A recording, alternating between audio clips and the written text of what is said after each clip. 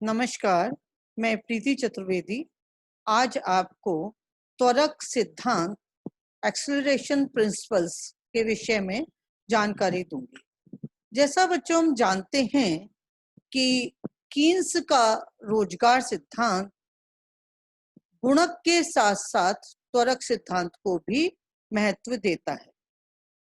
अर्थशास्त्र में गुणक के समान ही त्वरक के सिद्धांत का अपना एक निजी महत्व है। अर्थशास्त्र में त्वरक का सिद्धांत भी गुणक के समान ही गणित से लिया गया है, यानी ये मैथमेटिकल टर्म है। गणित में त्वरक से अभिप्राय वेलोसिटी यानी वेग की गति में होने वाले परिवर्तन की दर से है। यानी त्वरक जो है वो हमें ये बताता है कि वेग की गति में क्या परिवर्तन हुआ। त्वरक सिद्धांत इस बात का अध्ययन करता है कि उपभोग बढ़ने पर यानी कंजम्पशन के बढ़ने पर निवेश किस सीमा तक और किस अनुपात में वृद्धि को प्राप्त होता है। यानी उपभोग बढ़ता है तो उपभोग के परिणाम स्वरूप जो निवेश में वृद्धि होती है वो किस अनुपात में होती है, इसकी जानकारी हमें त्वरक से मिलती है। ये सिद्धांत उपभोग और निवेश का क्रियात्मक संबंध क्या है इसको स्पष्ट करता है। उपभोग की मात्रा में होने वाले परिवर्तनों से निवेश की मात्रा पर पड़ने वाले प्रभाव की माप त्वरक के द्वारा की जाती है। यानी उपभोग में परिवर्तन हुआ और उस उपभोग से जो डिमांड बढ़ी उसके लिए जो निवेश की मात्रा पर प्रभाव पड़ा, इसकी जानकारी हमें त्वरक देगा कि इसके लिए हमें कितना निवेश अब बढ़ाना पड़ेगा।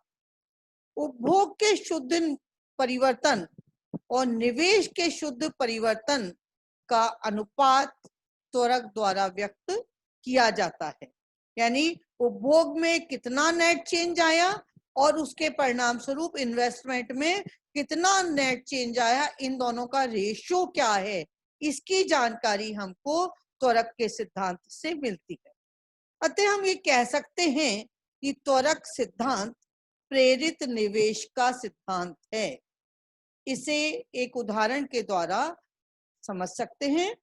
माना कि एक दरी बनाने का कारखाना है। कारखाने की पूरी उत्पादन क्षमता का प्रयोग हो रहा है। अब यदि अचानक दरी की मांग 2 दरी प्रतिदिन बढ़ जाए तो नए करघे पर निवेश करना पड़ेगा।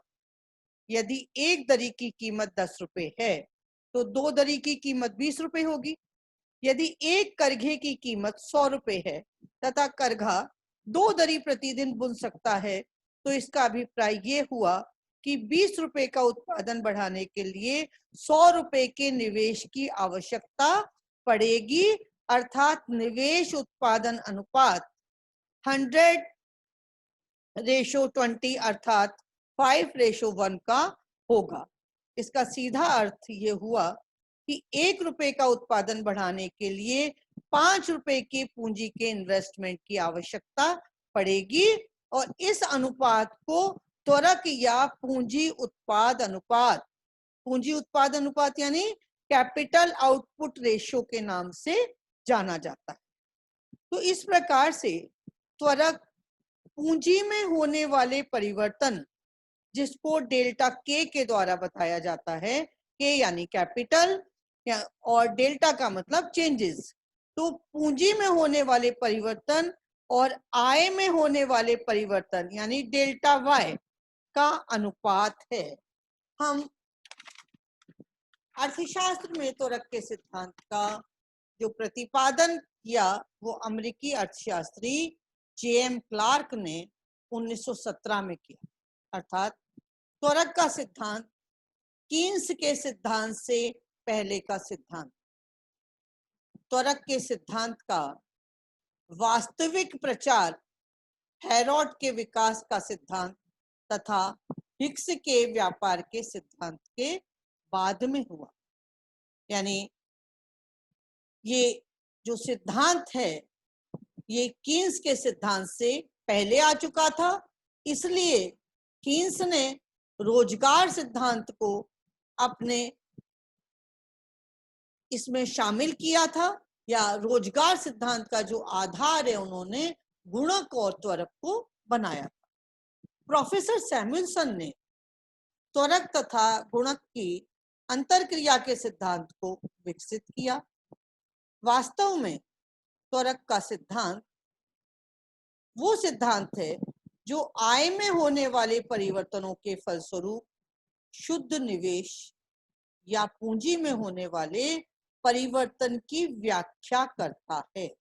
यानी आय में परिवर्तन से हम कितनी वस्तु की डिमांड बढ़ाएंगे, उपभोग में क्या परिवर्तन होगा, और उस उपभोग में परिवर्तन के परिणाम स्वरूप निवेश में क्या परिवर्तन होगा, उसका जो अनुपात है वो हमें त्वरक बताता है।